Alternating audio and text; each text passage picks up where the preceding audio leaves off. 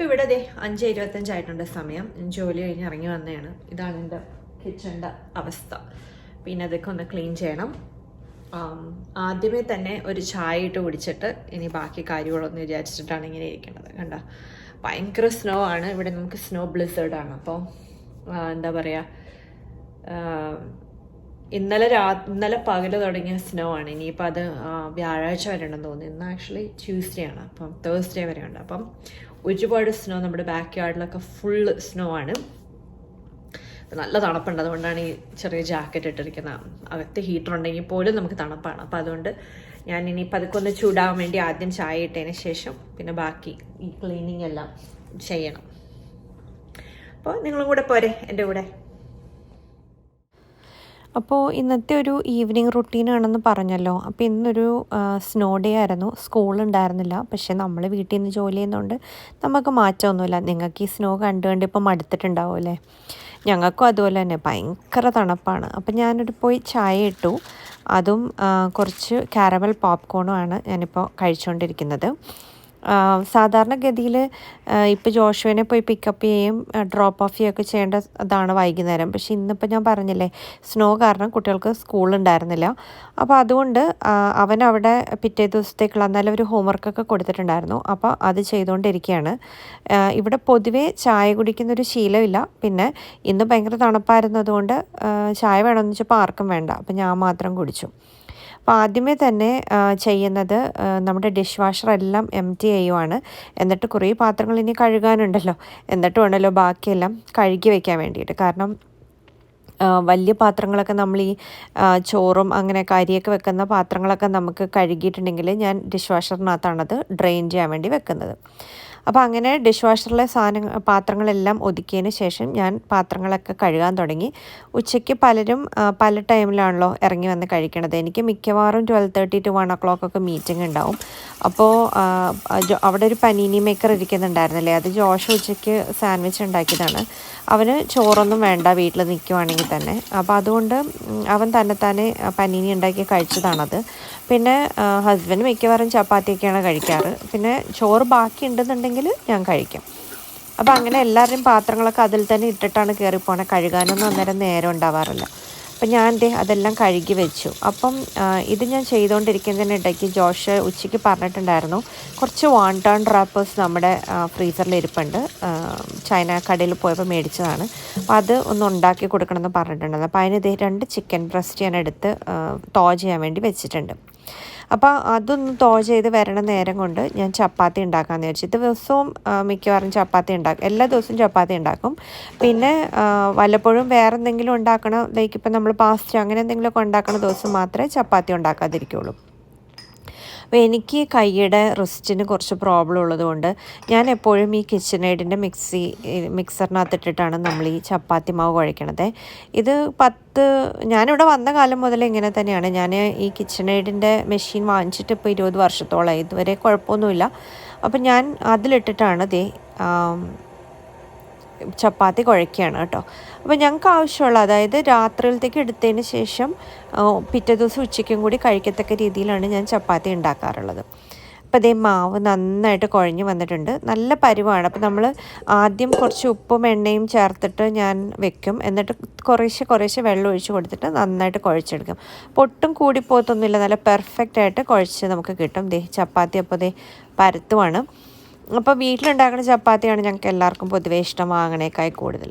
അപ്പോൾ അങ്ങനെയും കിട്ടും കേട്ടോ ഇവിടെ കടയിൽ ഇങ്ങനെ നമുക്ക് ഉണ്ടാക്കത്തക്ക രീതിയിൽ. എനിവേ അത് ഉണ്ടാക്കി വെക്കും. അപ്പോൾ ഒരു 10-12 എണ്ണം ഉണ്ടാക്കിയിട്ടുണ്ടെങ്കിൽ അന്നത്തേക്കും പിന്നെ പിറ്റേ ദിവസം ഉച്ചക്കത്തേക്കും മിക്കവാറും നമുക്ക് ഉണ്ടാവും ചപ്പാത്തി. അപ്പോൾ അപ്പോഴത്തേക്കും ചിക്കൻ്റെ ബ്രസ്റ്റൊക്കെ നല്ലതായിട്ട് തോയായിട്ട് വന്നു. അപ്പോൾ എനിക്ക് അതിന് വേണ്ടി ഇപ്പം എന്താ പറയുക, ഫുഡ് പ്രോസസ്സറൊന്നും എടുക്കാൻ മടിയായിട്ട് ഞാൻ അത് കത്തി കൊണ്ട് തന്നെയാണ് നന്നായിട്ട് മിൻസ് ചെയ്തെടുത്തത്. എന്നിട്ട് അതിനകത്തേക്ക് ഉപ്പും കുരുമുളക് പൊടിയും ചേർത്ത് കൊടുക്കുന്നുണ്ട്. പിന്നെ നമ്മൾ അതിനകത്തേക്ക് ചേർത്ത് കൊടുക്കാൻ പോകുന്നത് ഇഞ്ചിപ്പൊടിയും വെളുത്തുള്ളിപ്പൊടിയാണ്. അത് അരിഞ്ഞ് ചേർക്കാൻ സൗകര്യമുള്ളവർക്ക് അങ്ങനെയും ചേർക്കാം കേട്ടോ. എനിക്കിത് എളുപ്പമായതുകൊണ്ട് ഞാൻ അങ്ങനെ ചെയ്തു എന്ന് മാത്രമേ ഉള്ളൂ. പിന്നെ ഒരു 1.5 ടേബിൾ സ്പൂൺ സോയ സോസ് ചേർത്ത് കൊടുക്കുന്നുണ്ട്. ഓയിസ്റ്റർ സോസും ചേർത്ത് കൊടുക്കുന്നുണ്ട്. പിന്നെ റൈസ് വിനീഗറാണ് വേണ്ടത്. അപ്പോൾ റൈസ് വിനീഗർ നമ്മുടെ സാധാരണ വിനീഗറിനേക്കാളും കുറച്ചും കൂടി മധുരമുള്ള ടൈപ്പാണ് കേട്ടോ. അപ്പോൾ അതും കൂടി ചേർത്തിട്ട് നന്നായിട്ട് നമുക്കൊന്ന് മിക്സ് ചെയ്തെടുക്കാം. എന്നിട്ട് ഇത് മിക്സ് ചെയ്ത് എടുത്തതിന് ശേഷം ഉള്ളിയിലെ സവാള ഉള്ളി കുറച്ചൊരു ഇവിടെ കിട്ടുന്ന സവാള ഭയങ്കര വലുതാണ്. അപ്പോൾ അതുകൊണ്ട് ഞാനൊരു 1/4 ഭാഗം ചെറുതായിട്ട് അരിഞ്ഞതും കുറച്ച് മല്ലിയിലയും കൂടി നമ്മൾ ഇതിലേക്ക് ചേർത്ത് കൊടുക്കുന്നുണ്ട് കേട്ടോ. പിന്നെ നമുക്കിതിപ്പോൾ അങ്ങനെ പച്ച ഇറച്ചിയല്ലേ, അത് നമുക്ക് ടേസ്റ്റ് ഒന്നും ചെയ്യാൻ പറ്റാത്തതുകൊണ്ട് ഒരു കണക്ക് കണ്ട് ഉപ്പ് ചേർത്തിട്ടാണ് നമ്മളിത് മിക്സ് ചെയ്തെടുക്കുന്നത്. സവാളയും ഇതും പെട്ടെന്ന് തന്നെ ആവും. പിന്നെ വാണ്ടൺ റാപ്പേഴ്സ് എന്ന് പറയുന്നത് മേടിക്കാൻ കിട്ടുന്നതാണ്. വളരെ തിന്നായിട്ടുള്ള റാപ്പേഴ്സാണ്. അപ്പോൾ അതിൻ്റെ 4 വശവും നമ്മൾ വെള്ളം എടുത്ത് വെച്ചിട്ടുണ്ട്, കണ്ടില്ലേ? അത് നമ്മൾ വിരൽ മുക്കിയിട്ട് ആ വാണ്ടൺ റാപ്പറിൻ്റെ 4 വശത്ത് നമ്മളൊന്ന് ആക്കി കൊടുത്തതിന് ശേഷം അതിനകത്തേക്കാണ് നമ്മൾ ഈ റാപ്പർ വെക്കുന്നത്. പിന്നെ ഡീപ്പ് ഫ്രൈ ചെയ്തെടുക്കുകയാണ് വാണ്ടൺസ് ചെയ്യുന്നത്. പിന്നെ സ്റ്റീം ചെയ്തെടുക്കുന്ന രീതിയിൽ നമുക്ക് ചെയ്യാം. നമ്മൾ ഈ വാണ്ടൺ സൂപ്പൊക്കെ ഉണ്ടാക്കുവാണെങ്കിൽ അങ്ങനെ ചെയ്യാം. പക്ഷേ നമ്മളിന്ന് ക്രിസ്പിയായിട്ട് ഫ്രൈ ചെയ്തെടുക്കുകയാണ് ചെയ്തത്. അപ്പം അതിനകത്തേക്ക് അധികം ഫില്ലിംഗ് ഇല്ല, കുറച്ചെടുത്ത് വെച്ചിട്ട് വെള്ളത്തിൽ മുക്കിയിരിക്കുന്നതുകൊണ്ട് നന്നായിട്ടത് ഇതാവും. അപ്പം അത്രയും ചിക്കൻ ഉണ്ടായിരുന്നില്ലേ, ആ ചിക്കന് മാത്രമുള്ള റാപ്പേഴ്സ് നമ്മൾ യൂസ് ചെയ്തുള്ളൂ. ബാക്കി ഞാൻ നന്നായിട്ട് റാപ്പ് ചെയ്ത് തിരിച്ച് ഫ്രിഡ്ജിൽ വെച്ചു.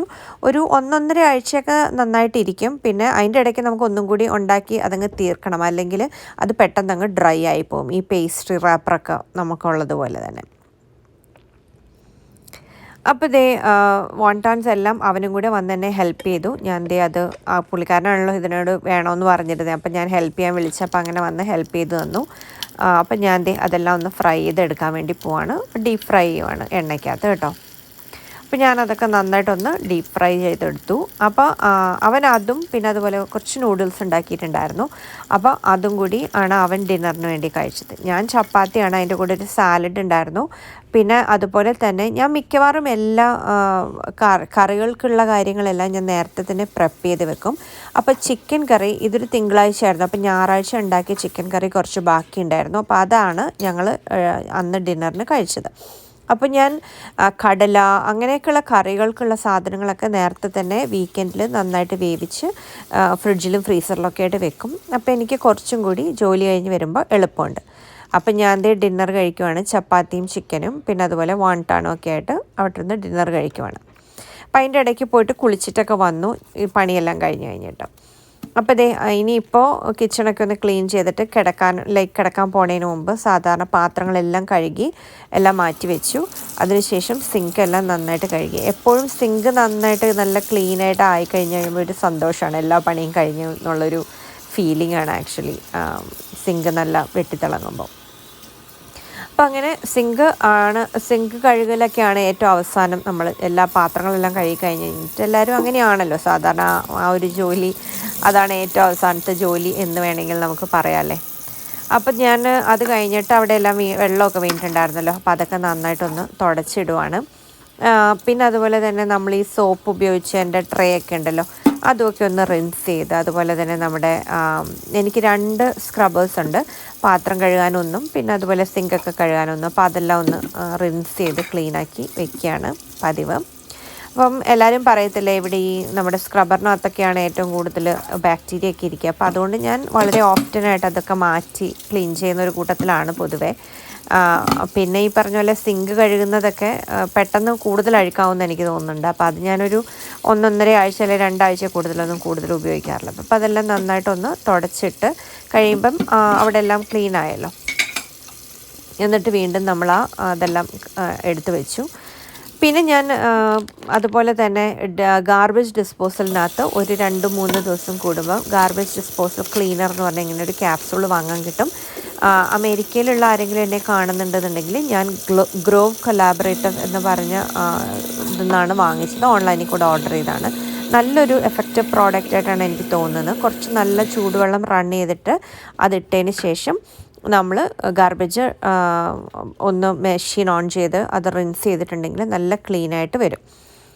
അപ്പോൾ ഇതേ പിന്നെ ഞാൻ സാധാരണ രാത്രിയിൽ ചെയ്യാറുള്ളൊരു കാര്യം എന്ന് പറഞ്ഞിട്ടുണ്ടെങ്കിൽ നമ്മൾ കൗണ്ടറൊക്കെ തുടയ്ക്കുന്ന തുണിയില്ലേ, അതുകൊണ്ട് നമ്മൾ അതിനകത്ത് എസെൻഷ്യൽ ഓയിൽ ഏതെങ്കിലും ഇഷ്ടമുള്ള, ചിലപ്പം ലാവൻഡർ ആയിരിക്കും. അപ്പോൾ ഇന്ന് ഞാൻ യൂസ് ചെയ്തത് ഓറഞ്ചാണ്. അപ്പം അതാകുമ്പോൾ പിറ്റേ ദിവസം രാവിലെയൊക്കെ ആകുമ്പോഴത്തേക്കും നമ്മുടെ കിച്ചണൊക്കെ നല്ലതായിട്ട് നല്ല ക്ലീനായിട്ട് നല്ല ക്ലീൻ ഫീലിംഗ് ആണ്, നല്ല വാസനയുമാണ്. അപ്പം അത് തന്നെയല്ല, മൊത്തത്തിൽ ഈച്ചയോ അല്ലെങ്കിൽ അങ്ങനത്തെ ഉള്ള യാതൊരു പ്രാണികളും വരാതിരിക്കും. അപ്പം നിങ്ങൾക്ക് നേരിട്ടത് തുണിയിലേക്ക് ഇടണ്ട എന്നുണ്ടെങ്കിൽ വിനീഗറിനകത്ത് 3-4 തുള്ളി എസെൻഷ്യൽ ഓയിൽ ചേർത്തതിന് ശേഷം കൗണ്ടറൊക്കെ തുടച്ചിട്ടിട്ടുണ്ടെങ്കിൽ നല്ല ക്ലീനായിട്ട് വരും കേട്ടോ. അപ്പോൾ അങ്ങനെയും ഞാൻ ചെയ്യാറുണ്ട്. അപ്പോൾ രാത്രിയിൽ എസെൻഷ്യൽ ഓയിലൊക്കെ ഇട്ട് തുടച്ച് നല്ല വൃത്തിയാക്കിയിട്ടിട്ടുണ്ട്. ലൈറ്റൊക്കെ ഓഫ് ചെയ്ത് ഇനിയിപ്പോൾ ഉറങ്ങാൻ വേണ്ടി പോവാണേ. അപ്പോൾ അപ്പോഴത്തേനും ഏകദേശം ഒരു 10:21 അപ്പോൾ ഞാൻ സാധാരണഗതിയിൽ പോയി പല്ലൊക്കെ തേച്ചിട്ടൊക്കെ വന്നതിന് ശേഷം ഞാനൊരു അരമണിക്കൂർ വായിക്കും. അത് ഇപ്പോൾ വായിച്ചുകൊണ്ടിരിക്കുന്നത് ബാറ്റിൽ പ്ലാൻസ് ഫോർ പ്രെയർ എന്ന് പറഞ്ഞിട്ട് ഒരു ബുക്കാണ് ഇപ്പം ഞാൻ വായിച്ചുകൊണ്ടിരിക്കുന്നത്. അപ്പോൾ അങ്ങനെ എന്തെങ്കിലും എപ്പോഴും 2-3 ബുക്കുകൾ ഉണ്ടാവും, അത് കുറേശ്ശെ വായിക്കും ഇഷ്ടമുള്ളതനുസരിച്ച്, അങ്ങനെയാണ് കേട്ടോ. അപ്പോൾ ഒരു അരമണിക്കൂർ വായിച്ചതിന് ശേഷം പിന്നെ ഉറങ്ങാനായിട്ട് പോവും. പിന്നെ അതിനു മുമ്പ് തന്നെ ഞാൻ കുളിച്ചിട്ട് വന്നു കഴിഞ്ഞാൽ ഞങ്ങൾ കഴിക്കണതിന് മുമ്പ് പ്രാർത്ഥനയൊക്കെ നടത്തിയിട്ടുണ്ടായിരുന്നു. അപ്പോൾ അങ്ങനെ ഒരു ദിവസം കൂടെ വീണ്ടും തീരുകയാണ്. ഇതിൻ്റെ ഒരു ടിപ്പിക്കൽ ഈവനിങ് എന്ന് വേണമെങ്കിൽ പറയാം. ഈ ബുക്കാണ് കേട്ടോ ഞാൻ വായിച്ചുകൊണ്ടിരിക്കുന്നത്. അപ്പോൾ ഇതുപോലുള്ള വീഡിയോകൾ നിങ്ങൾക്ക് ഇഷ്ടമാകുമെന്ന് വിചാരിക്കുന്നു. അപ്പോൾ ഇനിയും ഇതുപോലെ ഒരു നല്ല വീഡിയോയുമായി കാണും വരെ എല്ലാവർക്കും നന്ദി, നമസ്കാരം. അപ്പോൾ 11:06 അങ്ങനെ ആ ദിവസം തീർന്നു ഉറങ്ങാനായിട്ട് പോവാണ് കേട്ടോ. Good night.